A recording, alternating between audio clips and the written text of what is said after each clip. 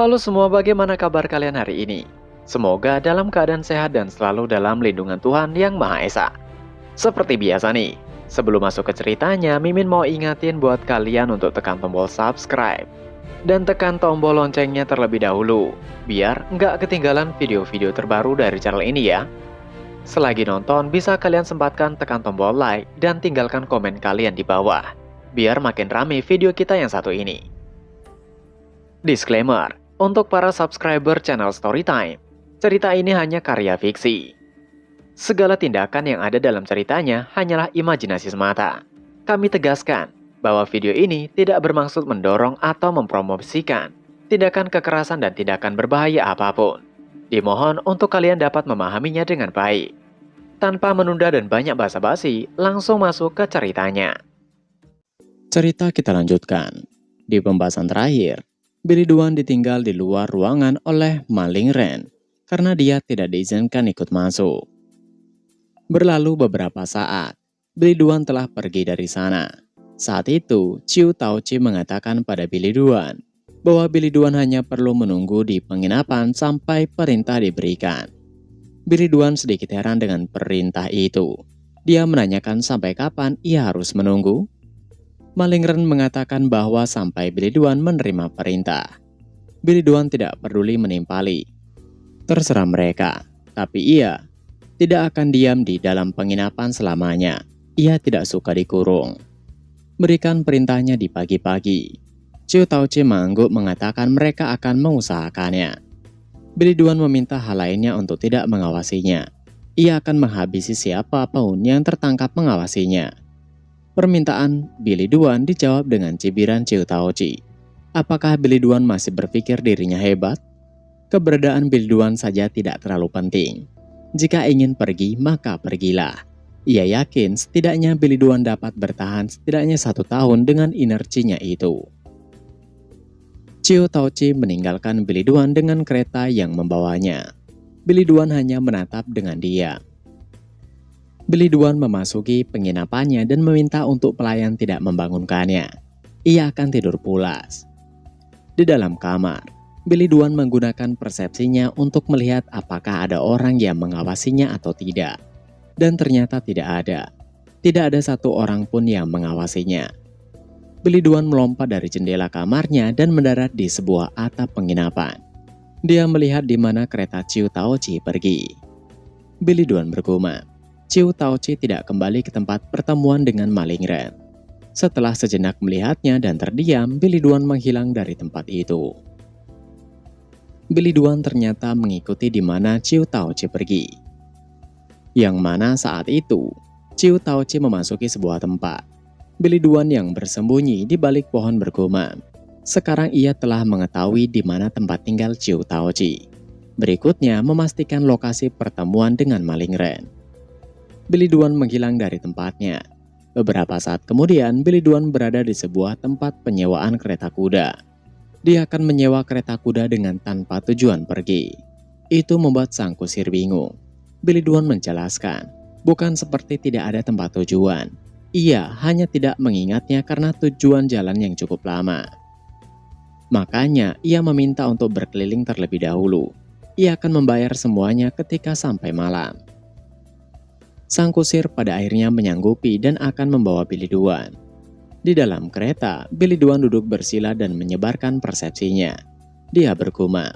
Waktu itu Chiu Taochi memang menutupi matanya agar ia tidak bisa melihat sekitar. Namun ia bisa merasakan sekitarnya berkat persepsinya. Mereka terus menyusuri jalan tanpa ada tujuan. Hingga sore hari menjelang. Billy Dwan telah sampai di sebuah tempat. Ia duduk di atas pohon mengamati sebuah tempat yang dijaga ketat. Dia telah menemukan tempat persembunyian itu. Setelah berkeliling cukup lama, akhirnya ia menemukannya. Itu adalah tempatnya. Mereka tidak akan menyangka ia akan datang setelah membiarkannya pergi. Ia akan memeriksa dulu siapa saja yang mendatangi tempat itu.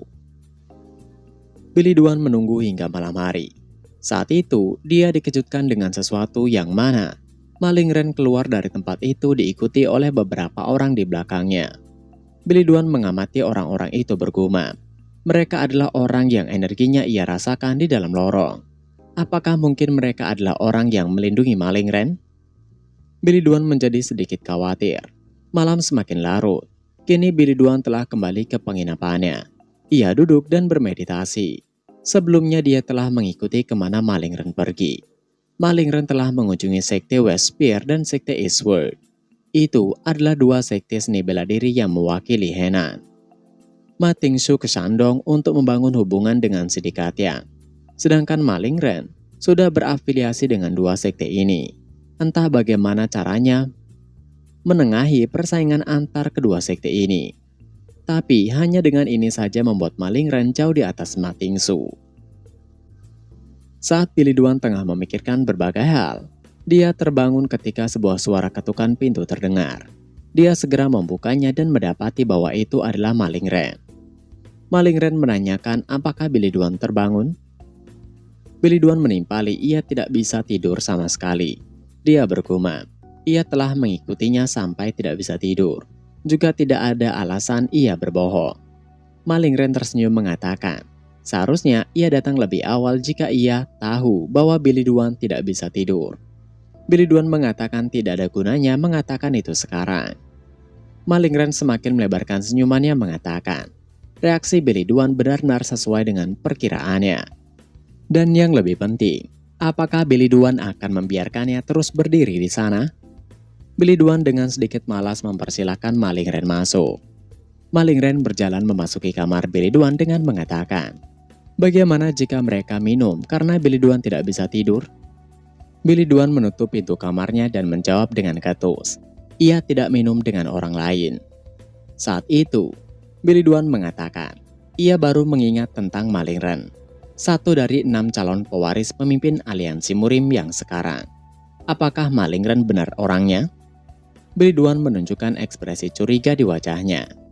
Senyuman tipis dan ekspresi sayu muncul di wajah Maling Ren, yang pada akhirnya dia menjawab benar.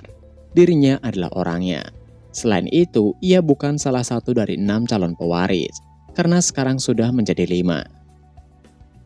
Billy Duan meneruskan, Maling Ren bagian dari ortodoks. Tapi sebelum kata-katanya selesai, Maling Ren menyela. Apakah Billy Duan mau tanya alasan mengapa ia melakukan sesuatu seperti itu di bawah tanah, bukan? Billy Duan membenarkannya, yang membuat Maling Ren mengatakan, ia yakin Billy Duan pernah mengatakan hal seperti ini. Hanya ada pembatas tipis antara kejahatan dan kebaikan. Dan menurutnya, keduanya itu sama. Maling Ren meneruskan dengan senyuman tipis di wajahnya, menatap ke arah Billy Duan. Sedangkan Billy Duan terdiam dengan mata tajam ke arah Maling Ren. Tiba-tiba Maling Ren melemparkan sebuah kertas dengan mengatakan, itu adalah 1000 tael. Pergilah Billy Duan untuk bersenang-senang jika Billy Duan tidak bisa tidur. Billy Duan tidak terkesan, dia malah mencibir dalam hatinya. Sikap Maling Ren terlihat baik. Monster itu benar-benar pandai dalam hal seperti ini. Billy Duan menyimpan uang tersebut dalam jubahnya menanyakan, mengapa Maling Ren memperlakukannya dengan begitu baik, padahal ia menghabisi banyak bawahan Maling Ren. Maling Ren tidak berbasa-basi. Dia mengatakan, bukankah Billy Duan telah memakan 3 eliksir Remorseless, Demonic? Mungkin itu eliksir yang murah dibandingkan dengan efek yang sama. Tapi tetap saja, itu membutuhkan waktu dan uang untuk membuatnya. Billy Duan heran dia dengan curiga menanyakan apa hanya karena itu saja. Maling Ren menjelaskan, tentu saja ada alasan lain dari tindakannya itu. Billy Duan menjadi semakin penasaran menanyakan alasan seperti apa yang Maling Ren maksud. Maling Ren mengatakan dengan seolah-olah itu benar, bahwa ia memahami bahwa hubungan sesama manusia masih tersisa ketika ia bertemu dengan Billy Duan. Billy Duan menghela napas menimpali. Kata-kata memalukan apa yang Maling Ren bicarakan. Mereka sesama pria. Maling Ren berbalik melihat ke arah Billy Duan mengatakan maksudnya. Ia merasakan koneksi yang mendalam ketika bertemu dengan Billy Duan. Anggap saja ia menyukai Billy Duan sebagai teman. Billy Duan tersenyum bergumam. Jika itu adalah orang yang berusia 20-30 tahun yang mendengarnya, mungkin akan termakan kata-kata Maling Ren. Mana mungkin mereka tidak termakan ketika Maling Ren bahkan memberi 1000 tael dengan cuma-cuma. Billy Duan mengucapkan terima kasihnya karena telah memberikan itu. Ia akan menggunakannya dengan baik. Setelah itu mereka berpisah dan waktu berlalu keesokan harinya. di mana di penginapannya, Billy Duan ditemui oleh Chiu Taochi, yang mana dia memerintahkan Billy Duan untuk menghabisi Last Full Monk. Billy Duan terkejut dan mencoba memperjelasnya. Chiu Taochi membenarkannya. Dia menjelaskan bahwa Last Full Monk dulunya seorang biksu murim dari kuil Henan. Tapi dia jatuh dalam nafsu duniawi setelah mengalami penyimpangan Qi dan berakhir melakukan tindakan kejahatan lalu melarikan diri dari kuil. Setelah kejadian itu, dia melakukan kejahatan ke banyak wanita. Banyak petarung murim yang binasa ketika ingin menangkap Last Full Monk. Billy Duan terdiam sejenak sebelum menanyakan apakah Last Full Monk adalah musuh dari Tuan Muda Maling Ren. Chiu Taochi menjawab bukan. Last Full Monk bukan musuh dari Maling Ren. Tentu itu menimbulkan kecurigaan Billy Duan. Dia menanyakan lagi, lalu untuk apa ia menghabisinya? Chiu Taochi menjelaskan bahwa mereka tidak bisa menemukan Last Full Monk dalam beberapa tahun terakhir pencarian. Tapi akhirnya mereka menemukan lokasinya. Billy Duan menatap curiga bergumam. Last Full Monk bukan musuh, tapi mengapa Maling Ren ingin ia menangkap dan mengalahkannya? Chiu Taochi membelai janggutnya meneruskan. Yang penting, habisi saja Last Full Monk dan serahkan tubuhnya ke aliansi murim. Ambil saja uang yang nanti Billy Duan dapatkan sebagai hadiah. Billy Duan tidak menerima perintah begitu saja, dia berteriak. Sebenarnya apa yang ingin mereka lakukan? Chiu Taochi menimpali. Apalagi? Mereka berusaha menangkap penjahat, bukan? Billy Duan masih tidak terima berteriak. Yang ia maksud adalah apa yang mereka rencanakan. Mendengar Billy Duan membentak membuat Chiu Taochi terpancing amarah. Dia berteriak untuk Billy Duan menjaga ucapan dan sikapnya. Billy Duan pada akhirnya terdiam. Dia menghela napas mengatakan dengan nada datar. Mengapa ia diminta untuk menghabisi Last Full Monk? Chiu Taochi juga menurunkan nada bicaranya menimpali. Bukankah ia sudah katakan bahwa Last Full Monk adalah penjahat? Billy Duan menimpali. Bukankah Chiu Taochi tidak jauh berbeda dengan Last Full Monk? Chiu Taochi terdiam sejenak. Itu adalah sebuah hinaan karena Billy Duan menyamakan dirinya dengan Last Full Monk. Tapi dia menahan diri mengatakan, sejujurnya ia sendiri tidak tahu apa yang ada dalam pikiran Maling Ren. Entah mengapa dia memperlakukan Billy Duan dengan sangat baik. Setelah mendapatkan jawaban itu, Billy Duan bergumam. Tampaknya Chiu Taochi juga tidak tahu pemikiran Maling Ren yang memberikan perintah. Billy Duan bangkit dari duduknya mengatakan, terserah mereka, ia akan membereskannya. Mau tidak mau, Billy Duan mengikuti permainan Maling Ren dan akan melakukan perintahnya. Chiu Taochi hanya memuji bagus. Billy Duan bergumam bahwa ia akan melakukan perintahnya untuk sekarang. Lagi pula bukan seperti ia akan melepaskan mereka nantinya. Waktu berlalu di malam hari, di suatu tempat di tengah hutan. Saat itu terlihat kereta kuda yang berantakan dan beberapa orang binasa. Terlihat seorang dengan perawakan mirip seperti biksu berdiri di hadapan dua orang wanita. Dia tidak lain adalah Last Full Monk. Dia mengatakan sudah berapa lama ia tidak melakukannya. Kedua wanita itu ketakutan. Mereka tidak berani berbicara bahkan bergerak sedikit pun. Tiba-tiba terdengar suara yang mengatakan, harusnya orang seperti Last Full Monk sudah lama binasa. Last Full Monk menoleh ke belakang dan mendapati bahwa itu adalah Billy Duan. Billy Duan meneruskan, ia benar-benar terpikirkan tentang kenapa ia harus menghabisi Last Full Monk. Last Full Monk mengatakan, sepertinya Billy Duan datang untuk menghabisinya atas perintah seseorang. Siapa yang memerintahkan Billy Duan dan dari mana asalnya? Namun Last Full Monk memilih untuk melupakannya. Berapa orang yang Billy Duan bawa untuk menghabisinya? Billy Duan tersenyum mengatakan ia datang hanya sendiri. Tidak ada alasan untuk membawa banyak orang hanya untuk menghabisi serangga seperti Last Full Monk. Mendengar bahwa Billy Duan datang seorang diri membuat Last Full Monk mencibir. Billy Duan sungguh idiot. Biar ia katakan bahwa orang yang datang padanya untuk menghabisinya seorang diri berakhir menemui Buddha berkat kebaikannya. Seketika Last Full Monk menyerang dengan tongkat ke arah Billy Duan. Namun Billy Duan masih dapat menghindarinya. Walaupun begitu, serangan tersebut membuat ledakan.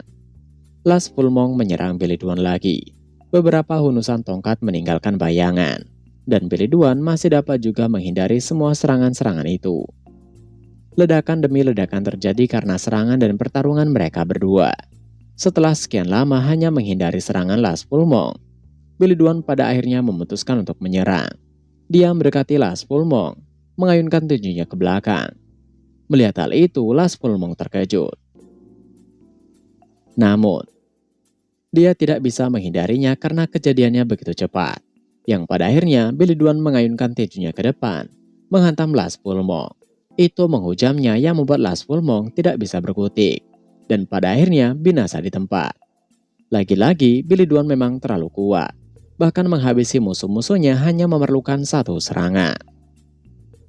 Setelah menghabisi Last Full Moon, Billy Dwan kembali ke penginapan dan duduk di kedai sembari makan dan minum. Billy Dwan bergumam. Ma Lingren memberikan perintah untuk menghabisi satu orang tambahan selain Last Full Moon. Perintah yang diberikan adalah menghabisi Zhang Bo. Zhang Bo adalah orang yang beroperasi di Henan dan dia bekerja sebagai assassin. Dan demi bayaran, dia tidak hanya menghabisi orang-orang dewasa yang tidak mempelajari seni bela diri. Yang intinya dia menghabisi tidak pandang bulu. Ia telah menghabisi Zhang Bo juga dan menyerahkan tubuhnya ke aliansi Murim beserta Last Full Moon ke aliansi Murim.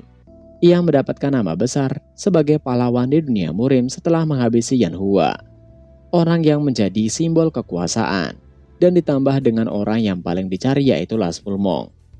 Billy Dwan curiga. Ia merasa seperti ada orang yang sengaja menyebarkan rumor tentangnya. Saat itu, Billy Dwan mendengar pembicaraan dua orang yang mana mereka membicarakan tentang pemimpin aliansi sebelumnya. Bahwa setelah pemimpin aliansi Murim sebelumnya binasa, tidak ada yang bisa dianggap sebagai pahlawan. Tapi sekarang pada akhirnya pahlawan baru telah muncul. Pahlawan yang muncul di saat masa-masa yang kacau. Bagaimanapun juga, dunia Murim sudah terlalu damai untuk beberapa waktu. Billy Dwan tertunduk mendengar pembicaraan itu. Dia melamun sejenak sebelum dikejutkan dengan kedatangan seseorang, yang tidak lain adalah Ma Lingren. Ma Lingren duduk di depan Billy Dwan menanyakan, bagaimana rasanya menjadi seorang pahlawan? Billy Dwan menjadi semakin curiga bergumam, mengapa Ma Lingren begitu memperhatikannya? Billy Dwan mengatakan, itu terlalu dilebih-lebihkan. Memang apa hebatnya dengan ia yang menghabisi ampas yang tidak terlalu penting seperti mereka? Apakah mereka bahkan tahu jika ia mengambil hadiah atas itu? Sungguh naif. Ma Lingren menghela napas menimpali. Itu tidak mengubah apapun meski mereka mengetahuinya, karena mereka akan berpikir bahwa Billy Dwan akan menggunakan uang yang didapat untuk sesuatu yang baik. Billy Dwan terkejut sejenak sebelum akhirnya tersenyum menimpali. Itu benar-benar mengejutkan. Ma Lingren tersenyum lagi meneruskan. Sejak zaman dulu, pahlawan terus mengamankan momen yang tepat. Bahkan jika kau menghabisi orang yang sama seperti targetmu kemarin, di waktu yang tepat tidak akan ada yang menyadarinya. Billy Dwan mengangkat cangkirnya mengatakan, berkat itu juga ia mendapatkan uang dan menjadi pahlawan. Tapi mengapa? Ma Lingren bersikap baik padanya? Ma Lingren mengatakan bahwa itu adalah hadiah. Billy Dwan bingung dengan hadiah yang dimaksud. Ma Lingren menjawab bahwa hadiah darinya untuk merayakan pertemanan baru mereka, disertai dengan senyuman. Billy Dwan tidak antusias. Dia menatap Ma Lingren dengan curiga, dan mereka lanjut berbincang hingga larut malam. Dan chapter pun berakhir. Nah, itu tadi adalah pembahasan manhwa Return as the Heavenly Demon part ke-44. Seperti biasa sebelum mengakhiri video ini, Mimin ingatkan untuk kalian bahagia dan sehat selalu. Terima kasih sudah menonton video ini dan sampai jumpa lagi di video selanjutnya. Jana.